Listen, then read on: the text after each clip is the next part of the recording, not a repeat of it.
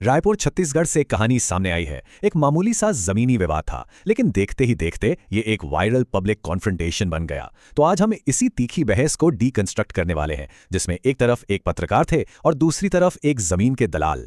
बस ये एक लाइन हम टेंशन देने वाले लोग हैं। ये एक लाइन ही अपने आप में इस पूरे मामले की गर्मी को बयां कर देती है। तो चलिए जरा समझते हैं कि आखिर ये नौबत आई कैसे। देखिए, ये सिर्फ दो लोगों की बहस नहीं है। ये दो अलग अलग सोच, दो अलग अलग दुनियाओं का टकराव है। तो हम एक एक करके इस पूरे विवाद की परतें खोलेंगे और शुरुआत करेंगे उस जड़ से, उस जमीन के टुकड़े से जिसने इस पूरी आग को भड़काया। अब इंटरेस्टिंग बात यह है कि इस पूरे झगड़े की जड़ एक कानूनी शब्द में छिपी हुई है। एक ऐसा शब्द जो छत्तीसगढ़ जैसे इलाकों में जमीनी विवादों का, आप कह सकते हैं, सेंटर पॉइंट होता है। हाँ, तो ये शब्द है मार्गाधिकार या राइट ऑफ वे। सुनने में कितना सिंपल लगता है ना, लेकिन यही वो एक लीगल राइट है जिस पर दोनों पक्ष आमने सामने आ गए। तो यहां पर देखिए, दो बिल्कुल अलग अलग कहानियां सामने आ रही हैं। एक तरफ पत्रकार का दावा है कि एक बेचारे किसान का रास्ता ही रोक दिया गया है। दूसरी तरफ जमीन के दलाल का कहना है कि अरे 100 फुट का चौड़ा रास्ता तो पहले से ही है, दिक्कत कहां है। तो ये लड़ाई सिर्फ जमीन की नहीं रह जाती, ये सच की लड़ाई बन जाती है। और फिर मामला जमीन से हटकर कहीं और ही चला गया। बहुत ही जल्दी ये जमीनी विवाद जर्नलिज्म की एथिक्स पर एक बहस बन गया। अब सवाल जमीन पर नहीं, बल्कि पत्रकार के काम करने के तरीके पर उठने लगे। ब्रोकर ने एक बहुत ही फंडामेंटल सवाल उठाया, एक ऐसा सवाल जो रिपोर्टिंग की ABC है कि भाई, खबर छापने से पहले मुझसे मेरा पक्ष क्यों नहीं पूछा गया। इस पर पत्रकार का जो जवाब आया वो काफी चौंकाने वाला था।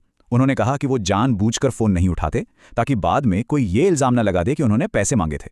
सोचिए, उनका तर्क ये था कि अगर फोन उठाते तो शायद उन पे ही पैसे मांगने का आरोप लग जाता। लेकिन ब्रोकर ने इस तर्क को बिल्कुल नहीं माना। उनके हिसाब से ये कोई अपनी चमड़ी बचाने का तरीका नहीं है। ये तो पत्रकारिता का जो सबसे बेसिक रूल है कि दोनों पक्षों की बात सुनो, उसका सीधा सीधा वायलेशन है। और बस यहीं से ये पूरी बहस, आप कह सकते हैं, पटरी से उतर गई। जमीन का मुद्दा, पत्रकारिता की एथिक्स, सब पीछे छूट गया और बात आ गई पर्सनल अटैक्स पर। जब ब्रोकर ने धार्मिक गुरुओं का जिक्र छेड़ा तो पत्रकार ने भी तुरंत जवाब दिया। उन्होंने साफ साफ कहा कि देखिए, धर्म के ठेकेदार न वो है न कोई और बाबा, और एक तरह से उन्होंने धार्मिक अथॉरिटी पर एक लाइन ड्रॉ कर दी। इसके जवाब में ब्रोकर ने एक कदम और आगे बढ़कर अपनी धार्मिक पहचान को और भी जोर शोर से सामने रखा।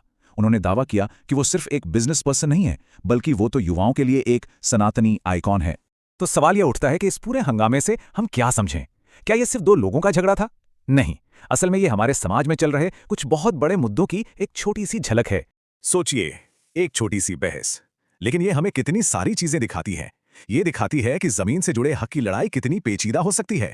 ये दिखाती है कि पत्रकारिता की परिभाषा कैसे बदल रही है। और सबसे बड़ी बात, ये दिखाती है कि सोशल मीडिया के जमाने में कैसे कोई छोटा मोटा लोकल मुद्दा मिनटों में एक बड़ी बहस का हिस्सा बन सकता है। और ये सब हमें एक बहुत ही जरूरी सवाल पर लाकर खड़ा कर देता है।